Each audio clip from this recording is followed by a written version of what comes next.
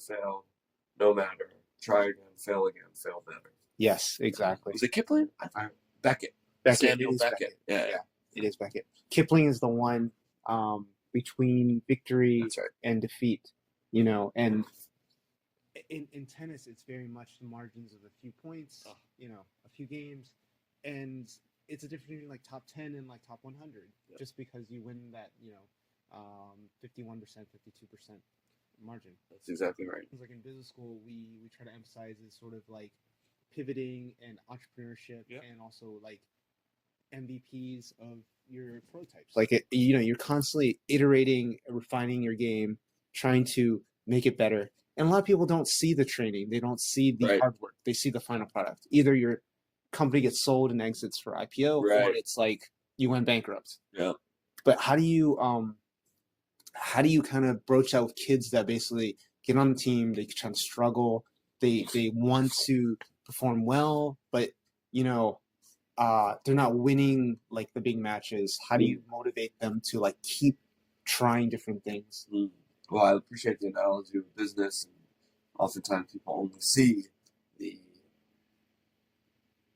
liquidity event one way or the other, and they don't see all the blood, sweat, and tears and grind that happens and ups and downs that happens along the way. And I don't know if there's a company ever that didn't have all those things, whether successful or not. So appreciate that analogy.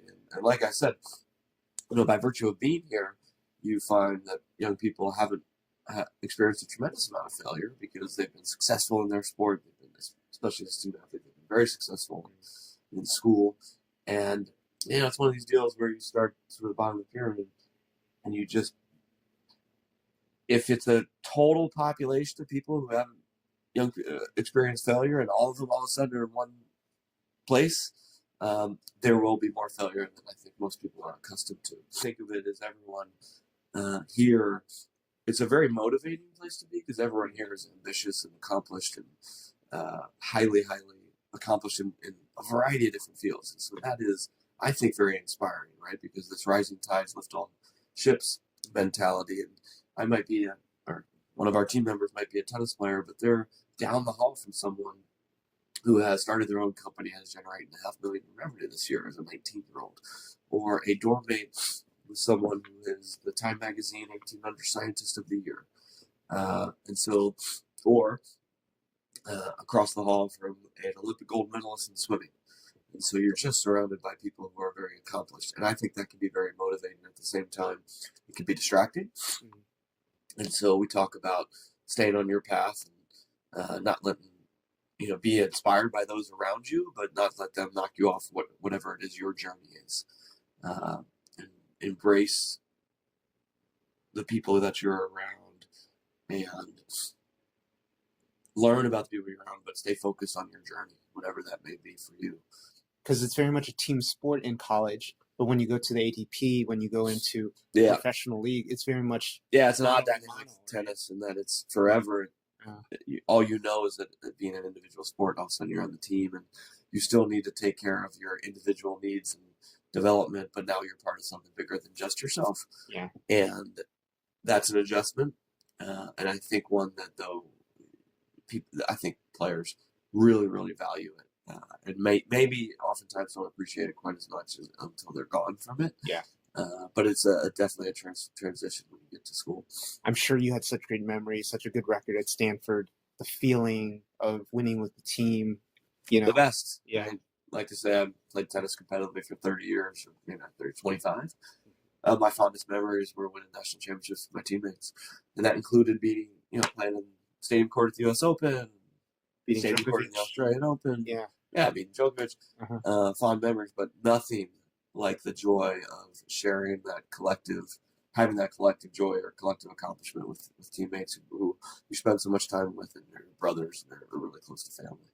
Yeah, absolutely. Sharing it like as a company, as an organization, as a unit, as a college. Collective experiences, I think, are just so much richer than individual ones. Yeah, I think that's the focus of Me to We, is like bringing it together, where we were all remote and you transitioned through 3 years of like COVID. You know the feeling. Yeah. How Me to We. I like that. We had a saying years ago. We before me. We before me. Yeah, I like that. I think a lot of times, it's like the JFK quote, ask not what Yeah. your country can do for you, but it's like what you can give to your college. What can you give back to your teammates? What can you do for others? And not just see like, what can this give my own opportunity? Agreed. It's hard. It's really hard for young people. Again, especially in an individual sport, that's a transition. And, I think this and technology has isolated young people more than in the past as well. True. And made it harder. And access to information, I think, makes it harder to feel like you are part of something bigger than just yourself. What do you think is the biggest change since you played collegiate and when you're championships? Well, there's certainly a lot more depth of competition. Okay. Is the training methods different? Are you using more analytics? Are you doing more data, big data collection? We still don't do a ton, but yes, more than what we did, or what I did when I was playing, for sure, both on tour and in college. But still probably, I feel like not quite as much as some other sports because it's such a dynamic sport. But that is different. But I just think the depth of competition, I think the technology, particularly as it relates to the string, has made the game more homogenous, meaning everyone sort of learns the game a more similar way. There's less variety in how the game is played. It's at some level easier to get to a certain level of competence, but maybe harder to distinguish yourself than it was. Now, Roger, Novak, Rafa certainly have distinguished themselves. And I think there's just such a mental component to that.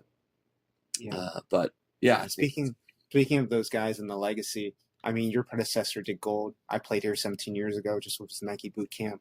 And, he left a big impression on me. He taught me the kick serve.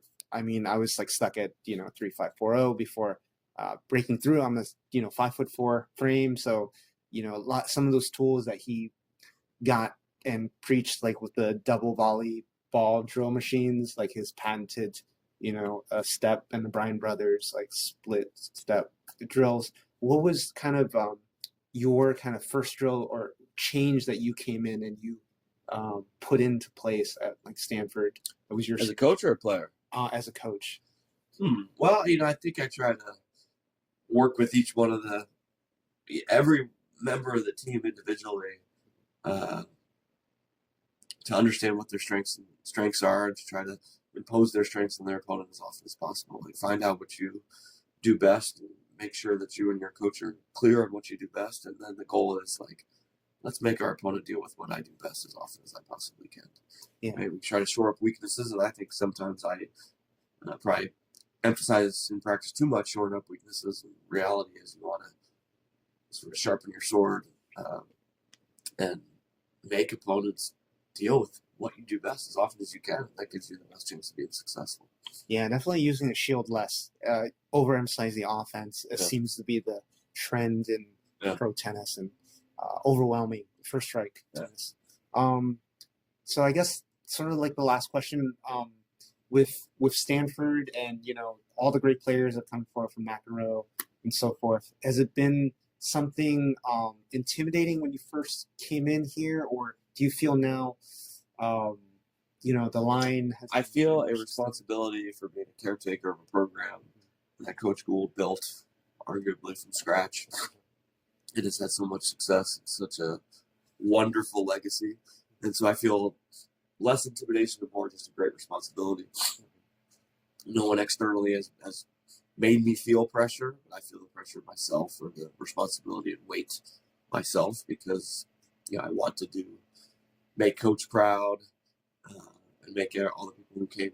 We talk to our team members now about you're not just playing for yourself, but for school and all the people who played before you as part of this program. And so I feel the weight of that responsibility more, I think, than when you're currently a student going through that grind, and you'll feel it as you leave, I think. But I have the benefit of having left and come back. And so, I feel that weight for sure. Yeah, I mean, that's quite an alumni coaching sort of baton pass to you. Totally. I mean, I feel it too. Every time I wear the logo and everywhere I go, I have to be an ambassador for the sport. ambassador for the colleges. Yeah. You know, I played at Georgia, or studied undergrad at Georgia Tech. Yeah. I played intramural tennis there, but still you feel somewhat of a representation Sure. when you go out there. Always. So I appreciate the time. Yeah. And thank you so much. My pleasure.